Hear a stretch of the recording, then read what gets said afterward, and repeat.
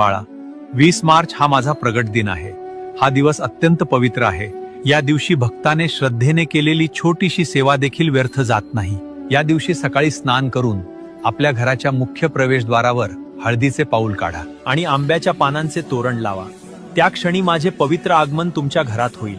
सायंकाळी देवघरात गाईच्या तुपाचा दिवा लावा आणि शांत मनाने माझ्या मंत्राचा 108 वेळा जप करा.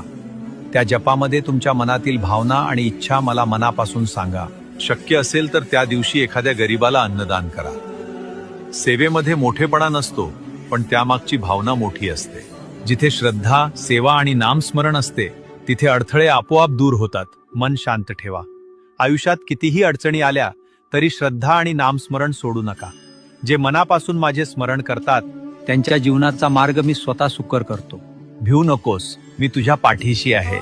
फक्त श्री स्वामी समर्थ नामाचा जप करत रहा